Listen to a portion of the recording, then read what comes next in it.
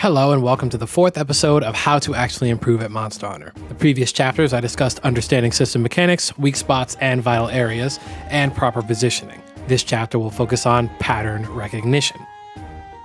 In psychology, pattern recognition is defined as a cognitive process that matches information from a stimulus with information retrieved from memory. Other instances define it as something our brains do in order to discern what's about to happen next. This is something that happens every day without you realizing, from shapes, signs, letters, numbers, routines, and more. After consuming vast amounts of horror media, I've developed an affinity for sniffing out a jump scare, so much so that I no longer lean back but lean in when the writing is on the wall. The last time I was successfully jump scared was by Godzilla and the more recent King of the Monsters. I was relaxed. It wasn't a horror movie, so I had no reason to anticipate a jump scare. Yet there it was. When you apply it to video games, though, a lot of things start to make more sense. You might suck at video games because you can't learn and adjust the patterns. Speedrunners hate RNG because it takes their consistency that has been developed through knowledge and experience and firmly says no. So how do we apply that to Monster Hunter? Well, if you weren't aware, all monsters follow the same streamlined yet chaotic flowchart with slight variations. Monsters have actions they can use depending on distance, part status, and their current state, whether that's normal, enraged, or altered. Look no further than Zinogre. Zinogre's main goal is to supercharge. The telltale sign of it trying to do so is through certain attacks and actions.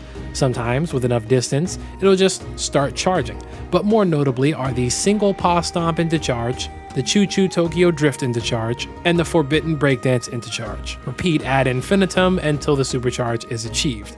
Then once it becomes supercharged, it starts doing the same attacks but with a slight twist until the supercharge is removed. By observing the monster passively or hands-on, you can learn the monster's attack patterns and behavior through their physical and auditory cues. For example, the signature Rathian tail flip has several indicators that this attack is about to happen that isn't just your hunter trying to warn you. The inexperienced mind may be thinking that the flip just happens or just comes out of nowhere. The experienced mind knows that Rathian makes a loud audio cue followed by a bracing posture before backflipping.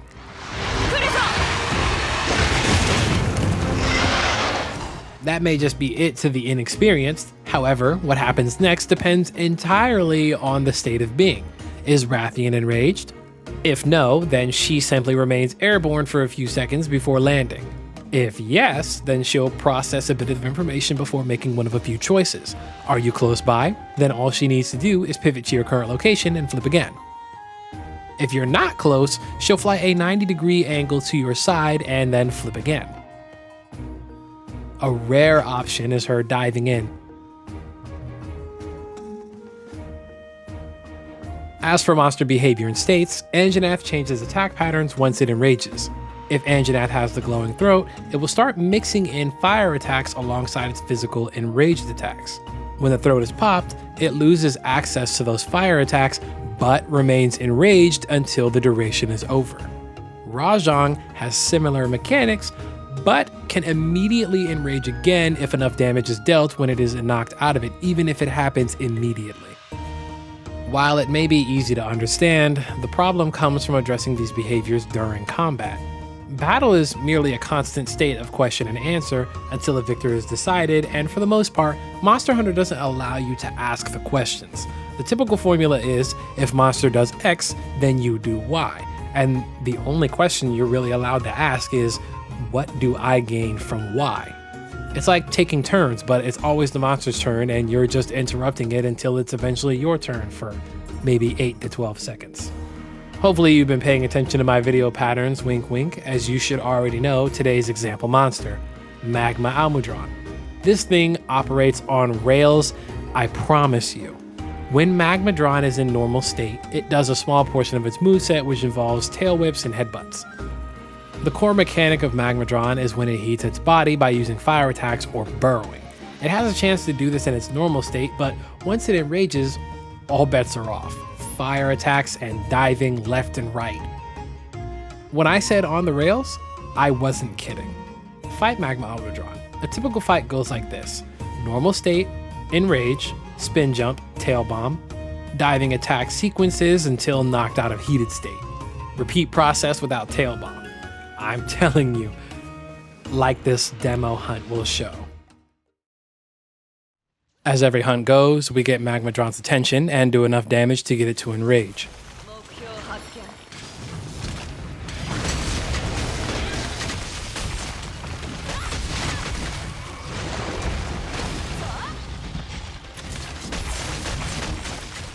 Now that it is enraged, the spin jump comes out. Of course, this is the first enrage, so the tail bomb is obviously next.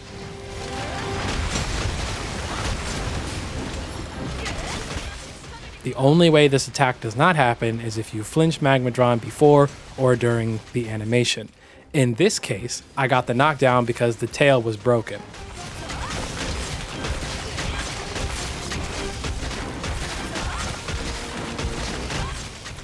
Like Rajang, in order to knock off its enraged state, you have to deal a certain amount of damage.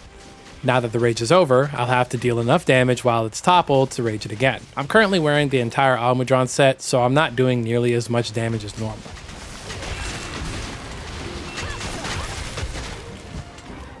Shortly after it gets up, it'll enrage, and the entire process will start over again without the tail bomb.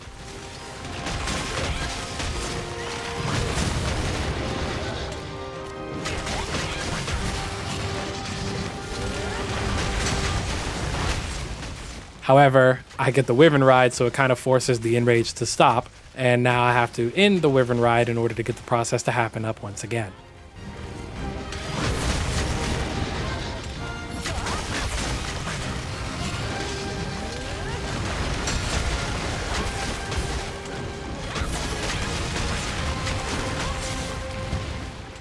So now that I finally allowed it to do so, it can do its dive attacks until you knock it out of its enrage, and then the process repeats itself again until it dies.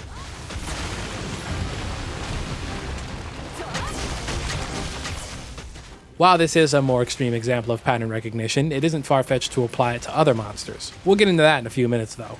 Now it's time for my Psycho Hunt.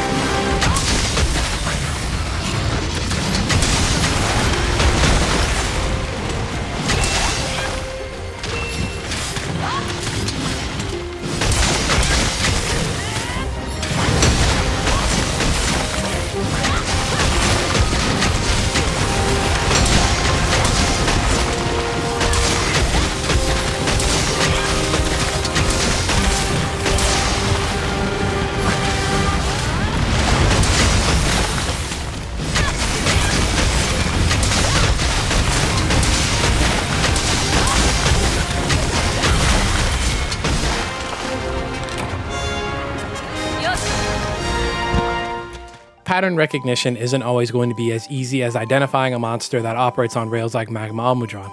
Observing the monster's actions and attributes to differentiate the signs of when, why, and how are critical to not just Monster Hunter, but most gaming in general. The difficulty of this matter is applying your personal experience and knowledge to finding a way to counteract the actions themselves. Once you get a better grip on the way they behave, you'll find it slightly easier to figure out solutions to problems presented. With that said, that's all for this video. Next chapter is going to be creating and capitalizing on openings. And we're almost done with the entire series until the next series of videos comes out. So until next time.